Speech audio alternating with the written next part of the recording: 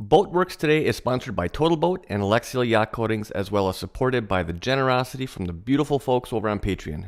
Thank you so much. Welcome back to the shop, everybody. Hope you're all having a fantastic weekend. My name is Andy with Boatworks today, and this week, if all goes well, we're going to get the remaining Coosa in on this transom so that we can glass that over, button it up, and call this one done. Now, this is going to be a little bit of a different type of install than what I've done in the past. You know what? I think it's just going to be easier for me to show you than it is to sit here and explain it. So with that said, let's flip the camera around and get started. So I have two remaining layers of Coosa that I want to install in here, and when it's all said and done, that'll bring the total thickness of this transom up to, by the time it's glassed, around 3 inches of thickness. Now, this first layer that is what we're going to be tackling today. It's going to look a little bit of a jigsaw puzzle. I'm looking to get 4 additional pieces, basically filling in these two corners. So top, left, and port and starboard, and then bottom, port and starboard. Now, I do have a question here, because this is something that I'm not quite sure about. Now, on these upper pieces, I would love to be able to extend these up to the full height of this centerpiece on both sides. However, right here is basically the original hull identification number from Bertram. And I don't know if it's cool. Well, I don't want to cover it up, put it that way. What I am not sure about is if I were to go ahead and just reprint a new label and then reglass it somewhere else on the hull that's not going to be buried, if that would, I guess, pass for, I guess, the authentic hull identification number, or if it has to be that. By the time you're seeing this, unfortunately, I'm not going to be able to get any feedback from you. But not knowing that, I think what my plan is going to be extended up so that this remaining section of Coosa here comes just underneath this hull identification, because then I can glass over this and it'll still be visible, but I just don't know that it's cool for me to actually come in and completely cover it up with a layer of Coosa. So just for the hell of it, if you have any knowledge or information about that, please let me know down in the comments. Again, by the time you're seeing this, it's going to be, unfortunately, a little bit too late. But anyways, so after these 4 remaining pieces are in place, then I'll be able to come in with a single larger sheet that's going to span this entire area, get that installed. That'll pretty much lock everything in together here. Now, I do know that there's going to be some surface irregularities or unevenness between these pieces in the center section and as well as on the lower quarters. Now, after these 4 pieces are in, I'm going to have to do some shaping, which means I'm going to be removing some Coosa, hopefully not too much, just to get a nice, consistent contour across this transom before I can lay in that final 3rd piece. But we'll cross that bridge when we get to it.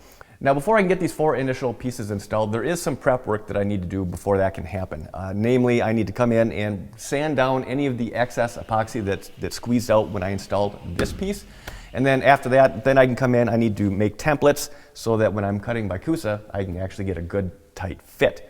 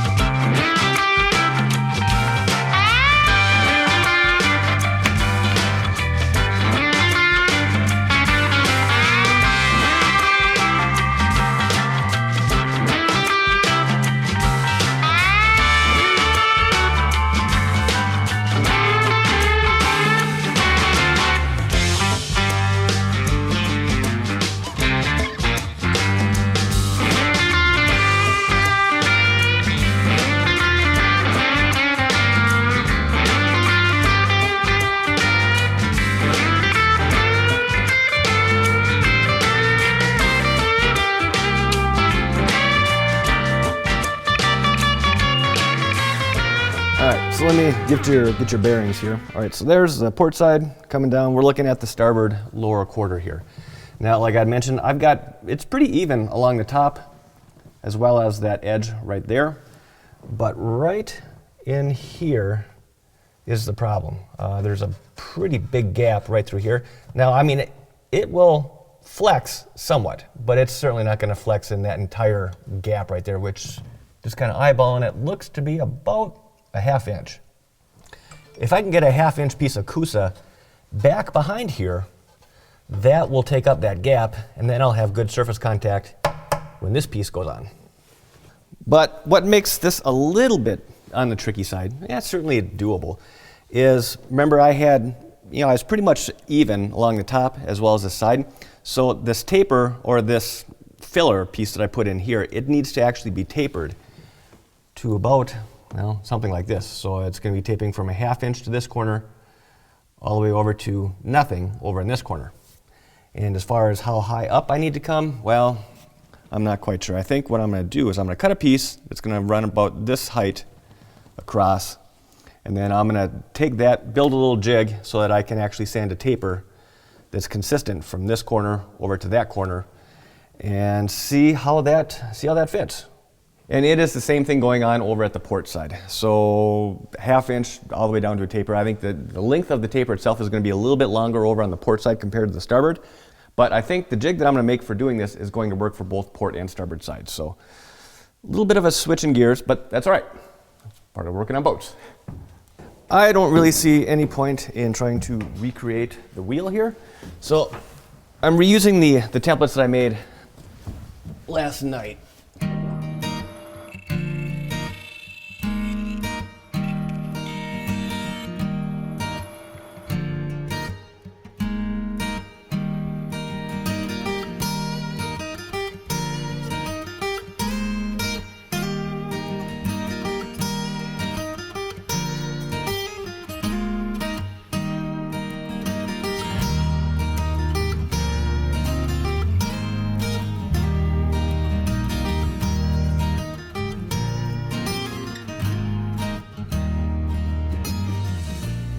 So here's my thought process, and honestly at this point I don't know if this is going to work, but in my mind it seems to make sense. So let me show you what I got going on.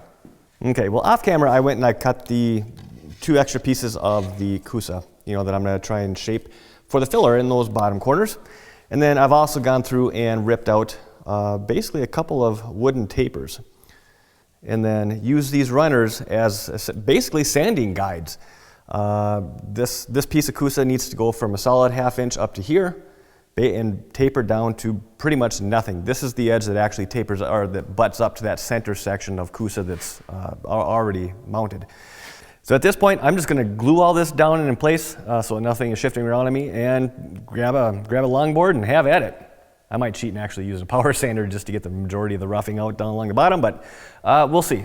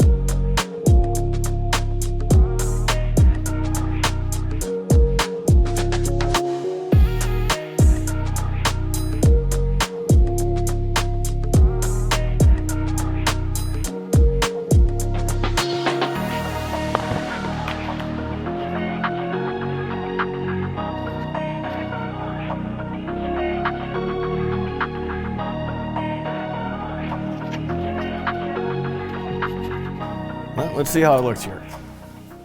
Ugh.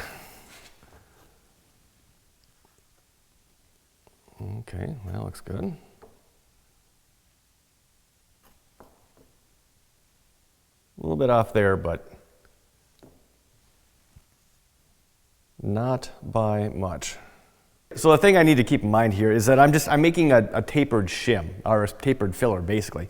Certainly not going to be a part for the space station, so I don't need to be spot on for what it is that this is going to be doing. I think the way it stands right now, it is more than close enough. So I'm going to switch over. I'm going to get the other one knocked out, same manner, and then we'll get them up on the boat, see how they fit. All right, let's see how we did here. Looks like I'm making good contact. I got a little bit of fill left to do up in here, but that's fine. Epoxy will take that up. But other than that, it looks like it's a good fit. But the real question is, did this help to solve our problems, or at least help us with the problem? So looking at here, again, this is about a 12, 14-inch straight edge here. And coming from this point, running down this face, I've got a good even plane. I do have a little bit of fill that needs to happen right up basically from here to here. But that's perfectly fine. I can take that up with a little bit of a thickened epoxy. That is about 1/8 of an inch that I'll have to build there. And again, halfway through the panel, I've still got contact here. Full contact all the way down here, so that's good. Now I've got a little bit of trimming that I can do here yet. You can see making contact here and here, but I've got a gap right in through here. It's not much, maybe about 1/8 of an inch, but I can take a little bit of material off of this bottom edge here, say from here over to here, then that should take us right into plane, just like these other areas further towards the center line. Again, just like the other side, I've got contact here, good contact coming down this face, which means I've got a little bit of fill to do in here. And I could probably take a little bit more thickness off of this, but I think I'm just going to leave it. It's so little. I think I'm just going to take that, any of the gap up, I'm just going to take it up with some thickened epoxy. So at this point, I think I'm pretty well done trying to fabricate some filler pieces. The surface that it would have to mount to is it's so irregular, and I don't think there's any way that I can cut some filler pieces that's actually going to fit and set me any further ahead than I would be if I were to just use some thickened epoxy.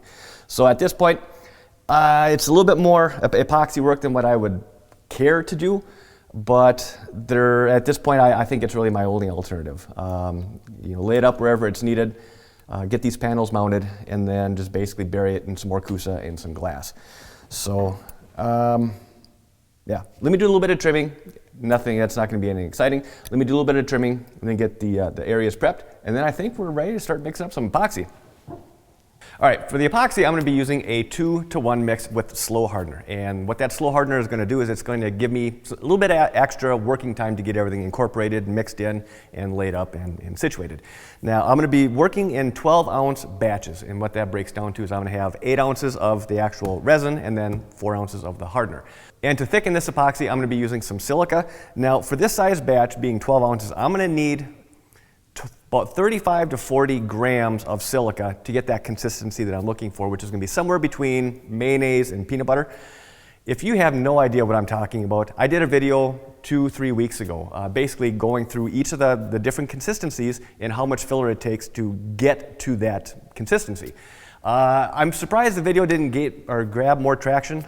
There's actually a lot of really good info in there, and I've been referencing that just so that I can kind of gauge and make sure I have enough material on hand before I start mixing it up. So anyways, if you haven't seen that, I'll include a link for that right up in here as well as down below in the description. But okay, enough of that.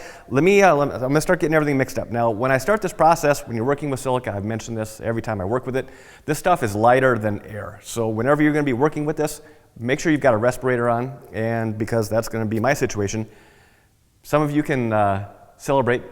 The talking is going to end right now. Yeah!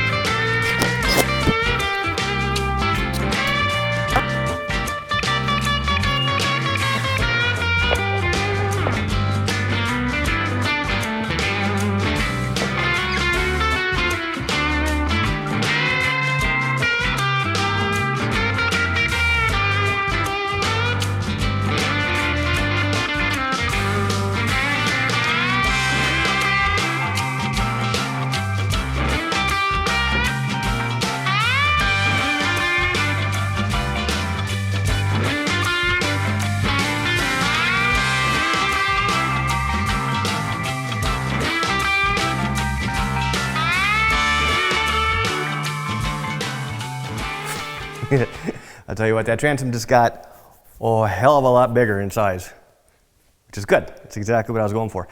Now, unfortunately, I didn't get, there's one more layer of Kusa that I want to eventually get on here. It's not going to happen this week. Unfortunately, I ran out of time, but I'm happy with the progress that I made. I got, like I said, the trickiest part of this is done. It's behind me now. Finally, I'll be perfectly honest, I've been kind of not avoiding, but just not really looking forward to what these four corners entailed. So all went well. I'm happy with it. I'm going to let this stuff sleep overnight. And then next week, we're going to put the final skins on, and then I think we're going to actually be able to start getting into laying the glass. It's been a long time since I've laid some glass. Kind of looking forward to it, to be honest. And with that said, I think this is going to be the perfect spot to end this video. Now, before you pause this, I just want to say one little thing to my oldest little girl here. That little voice at the end of every video, you know, this has been a Boatworks day. She turns 12 on Sunday. 12. I think she recorded that little outro thing like 9 years ago, something like that. Anyways, happy birthday, sweetheart. And with that, now I'm going to close it out. So I hope you enjoyed this video. I hope you found it at least interesting or helpful. And if you did, hit that thumbs up button. If you're not already subscribed, hit that subscribe button and the notification bell. Thank you very much. I really appreciate that. If you have any questions, comments, please feel free to leave those down below. And as always, thank you for your time. Thanks for watching. Have a great weekend, and I'll see you next Sunday. This has been a Boatworks Today production.